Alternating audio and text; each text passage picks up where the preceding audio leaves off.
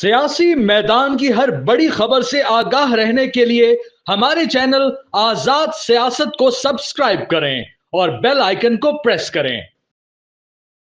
وزیر اعظم پاکستان میاں شہباز شریف نے اڑان پاکستان کے نام سے اپنا ایک معاشی ایجنڈا دیا ہے۔ دراصل انہوں نے اپنے لیے خود معاشی اہداف مقرر کیے ہیں کہ وہ اپنی اس ٹرم کو اینڈ ہونے تک 2029 تک ان کے ٹارگٹس کیا ہیں۔ یہ حکومت اگلے 4 سال جو اس کے پاس موجود ہیں اپنے ٹینیور کے، اگر یہ مکمل کرتی ہے تو یہ ان 4 سالوں میں کیا اچیو کرنا چاہتی ہے۔ انہوں نے دراصل اپنے ٹارگٹس دیے ہیں کہ وہ ان 4 سالوں میں یہ کر لیں گے اور یہ کر سکتے ہیں۔ دراصل تو ہم دیکھا جائے تو شہباز شریف نے خود کو امتحان میں ڈالا ہے۔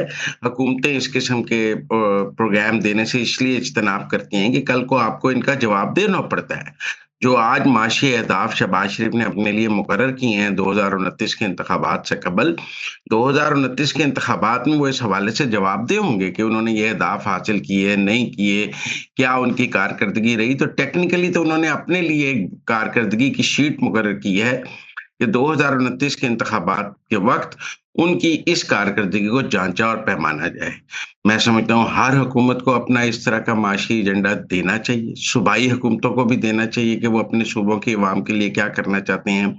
ہمارے ملک میں بیانیوں کی سیاست رہ گئی ہے۔ وہ جی اس کا بیانیہ بڑا اچھا ہے، بیانیے سے تو لوگوں کا پیٹ نہیں بھرتا ہے، بیانیے سے تو لوگوں کا گھر نہیں چلتا ہے، بیانیے سے ملک ترقی نہیں کرتا ہے، بیانیے سے معاشی مسائل حل نہیں ہوتے ہیں۔ بیانیہ تو لوگوں کو بیوقوف بنانے کا ایک طریقہ ہے۔ جمہوریت کی بنیاد کارکردگی پر ہے، جمہوریت کی بنیاد آپ کی پرفارمنس پہ ہے۔ ہم حکومتوں کی پرفارمنس کی بجائے کہتے ہیں نہیں بیانیے پہ جائیں گے، ووٹ بیانیے کو ملے گا۔ نہیں، ووٹ کارکردگی کو ملنا چاہیے۔ اور اس حکومت نے اپنی کارکردگی کے کچھ اہداف مقرر کیے ہیں، کچھ کام انہوں نے کر کے دکھائے ہیں 1 سال میں، اور کچھ کام وہ اگلے 4 سال میں کرنا چاہتے ہیں۔ اب آپ کہیں گے 1 سال میں کیا کیا ہے؟ 1 سال میں انہوں نے پاکستان کو ڈیفالٹ سے بچایا ہے۔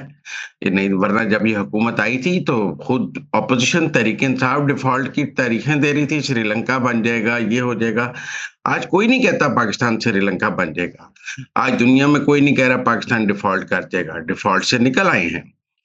سب سے بڑا مسئلہ پاکستان میں روپے کی قدر تھا، روز روپیہ 2 روپے ڈالر مہنگا ہو رہا تھا۔ اس حکومت نے 1 سال سے ڈالر کی قیمت کو بھی مستحکم رکھا ہے، روپے کی قدر بھی بہتر کی ہے۔ یہ 1 سال کی کارکردگی ہے۔ سٹاک ایکسچینج دیکھ لیں، 1 سال کی کارکردگی ہے۔ ریمیٹنسز میں اضافہ 1 سال کی کارکردگی میں دیکھ لیں، آئی ٹی کی ایکسپورٹس میں اضافہ دیکھ لیں، فارن ڈائریکٹ انویسٹمنٹ میں دیکھ لیں، تو کچھ بہتر تو اس 1 سال میں ہوا ہے نا، جس سے ہم کہہ رہے ہیں کہ پاکستان میں کسی حد تک معاشی استحکام آیا ہے اور معاشی ترقی کی طرف اب سفر شروع کرنا ہے۔ پہلے تو ہم سب کہتے تھے پاکستان کی معیشت آئی سی یو میں ہے، ہم آئی سی یو میں ہیں، ہم آئی سی یو میں ہیں، تو اب کم از کم آئی سی یو سے وارڈ میں آ گئے ہیں اور اب آگے جو ہے چلنا پھرنا شروع کرنا ہے۔ میرے خیال میں جو اڑان پاکستان کے اہداف ہیں یہ حاصل کیے جا سکتے ہیں، لیکن پوری قوم کو مل کر اس پر کام کرنا ہوگا۔ کل اڑان پاکستان کی تقریب میں چاروں صوبوں کی نمائندگی، آزاد کشمیر، گلگت بلتستان کی نمائندگی، یہ تو اس بات کا ثبوت ہے کہ وفاقی حکومت سب کو ساتھ لے کر چلنا چاہتی ہے۔ کے پی کے بھی وزیر خزانہ مزمل اسلم موجود تھے، آزاد کشمیر کے وزیر اعظم موجود تھے، چاروں صوبوں سے لوگ موجود تھے۔ تو ایک تو ہمیں صوبہ قومی یکجہتی نظر آئی۔ پھر شہباز شریف نے کہا ہے کہ یہ سب کچھ حاصل کرنے کے لیے اسٹیبلشمنٹ اور حکومت کا ایک پیج پر ہونا بہت ضروری ہے، اور میں سمجھتا ہوں وہ کہہ رہے ہیں آج تو ہیں اسٹیبلشمنٹ اور حکومت ایک پیج پر، لیکن وسوسے موجود ہیں۔ میں سمجھتا ہوں یہ وسوسے بھی ختم ہونے چاہیے اور اگلے 4 سال اسٹیبلشمنٹ اور حکومت کو مل کر معاشی استحکام پر کام کرنا چاہیے۔ اس کے ساتھ ساتھ مساق معیشت کی دوبارہ دعوت دی گئی ہے۔ میں سمجھتا ہوں کہ تحریک انصاف کے ساتھ حکومت کا پہلا ایجنڈا ہی مساق معیشت ہونا چاہیے کہ آپ یہ دستخط کریں، پاکستان کو سیاسی استحکام دیں، معاشی استحکام دیں، پھر بات آگے بڑھے گی۔ بہرحال اڑان پاکستان ایک اچھی کوشش ہے، اور اب حکومت کو اس کے ان اہداف کو حاصل کرنے پر پوری توجہ دینی چاہیے۔ ٹارگٹس مشکل بھی ہیں، ایسا نہیں ہے آسان ٹارگٹس ہیں۔ سب سے اچھی بات ہے وزیر اعظم نے کہا ہے وہ ملک میں ٹیکس کم کرنا چاہتے ہیں، وہ ملک میں مہنگائی کم کرنا چاہتے ہیں، وہ لوگوں کے لیے آسانی پیدا کرنا چاہتے ہیں، اور یہ معاشی ترقی کے بغیر ممکن نہیں۔ گلگت بلتستان کے سابق وزیر اعلیٰ خالد خورشید کو گلگت بلتستان کی ایک عدالت نے 34 سال قید سنائی ہے۔ انہوں نے اداروں کے خلاف گفتگو کی تھی جو گلگت بلتستان کے قوانین کی خلاف ورزی ہے 26 مئی کو، جس پر ان کو گلگت بلتستان کی ازداد دہشت گردی کی عدالت نے 34 سال قید سنائی ہے۔ ان کے اوپر گلگت بلتستان کا قانون لاگو ہے، وہاں کا الگ سپریم کورٹ ہے، الگ ہائی کورٹ ہے، وہاں کا پاکستان کی عدالتوں سے کوئی تعلق نہیں ہے۔ وہ روپوش ہیں، مفرور ہیں۔ ویسے تو تحریک انصاف کے بہت سے رہنما روپوش ہیں۔ مراد سعید مفرور ہیں، حماد اظہر مفرور ہیں، میاں اسلم اقبال مفرور ہیں، قاسم سوری مفرور ہیں۔ مفروروں کی ایک لمبی لسٹ ہے، اگر تحریک انصاف میں دیکھا جائے تو مفرور ہی مفرور ہیں۔ اب اس میں خالد خورشید صاحب کا بھی اضافہ ہو گیا ہے، تو خالد خورشید صاحب کو چاہیے کہ وہ قانون کے سامنے سرنڈر کریں، گلگت بلتستان کی عدالتوں میں جا کے اپنا مقدمہ لڑیں اور وہاں سے انصاف حاصل کریں، اور اداروں کے خلاف گفتگو کا جو ایک ٹرینڈ تحریک انصاف نے شروع کیا ہے وہ بھی ختم ہونا چاہیے۔ پاکستان کی عدالتوں کو گلگت کی عدالتوں سے سبق سیکھنا چاہیے، تیز ترین انصاف دینا چاہیے۔ پاکستان کی عدالتوں میں ایسے مقدمات کے فیصلے ہوتے ہی نہیں ہیں۔ گلگت کی عدالت نے فیصلہ کیا ہے جو میں سمجھتا ہوں ٹھیک ہے۔ یہ گالم گلوچ کی سیاست، اداروں کو بدنام کرنے کی سیاست اور کھلم کھلا جو ہے اداروں کے سربراہان کو برا بھلا کہنے کی سیاست کوئی پازیٹیو سیاست نہیں ہے۔ اور خالد خورشید صاحب نے کئی دفعہ ریڈ لائن کراس کی، اور انہوں نے بطور گلگت کے وزیر اعلیٰ بھی بہت سی ریڈ لائن کراس کی۔ زمان پارک وہ جو ہے اپنی گلگت کی پولیس لے آئے اور وہاں پہ کھڑی کر دی، جو کہ میرا مطلب ہے ٹھیک نہیں ہے کہ آپ گلگت کی پولیس کو اس طرح زمان پارک کے لیے استعمال کریں۔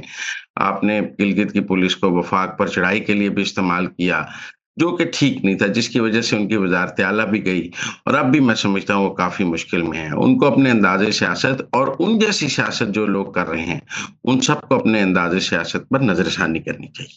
کیا عمران خان اسٹیبلشمنٹ کو یہ پیغام دے رہے ہیں کہ میں پیچھے ہٹ رہا ہوں اور میرے ساتھ ڈیل کر لیں؟ نہیں، میں ابھی نہیں سمجھتا۔ میں سمجھتا ہوں عمران خان ٹرمپ کے آنے کا انتظار کر رہے ہیں اور تب تک حکومت اور اسٹیبلشمنٹ کے ساتھ کھیل رہے ہیں۔ وہ مذاکرات کا ایک کھیل کھیل رہے ہیں تاکہ اس کو ختم کریں اور کہیں جی میں نے بڑی کوشش کی، مذاکرات ناکام ہوئے، لہٰذا میں دوبارہ سڑکوں پہ آیا۔ مجھے نہیں لگتا یہ عمران خان کی طرف سے کچھ سنجیدہ مذاکرات ہیں۔ ایک درمیانیہ تھا، وقت تھا، فائنل کال کے بعد انہیں پتہ تھا 2 مہینے ان کے پاس کرنے کے لیے، 26 نومبر سے 31 جنوری تک کچھ بھی نہیں ہے، کیونکہ ابھی ٹرمپ نے آنا ہے، تب تک وہ کیا کریں۔ تو انہوں نے درمیانی وقت کو مذاکرات کے طور پہ ضائع کرنے کا فیصلہ کیا ہے۔ جو ان کی شرائط ہیں وہ ممکن نہیں ہے۔ یہ ضرور ہے کہ آپ کو ریلیف بنی گالا شفٹ کرنے کا یہ وہ تو مل سکتا ہے، لیکن 9 مئی اور 26 نومبر کے جوڈیشل کمیشن سے انہیں واپس آنا پڑے گا۔ اسی طرح جو وہ رہائیاں مانگ رہے ہیں وہ بھی ممکن نہیں ہے 9 مئی کے ملزمان کی۔ تو مجھے لگتا ہے کافی ان کی شرائط، 2 شرائط سے وہ پیچھے ہٹے ہیں۔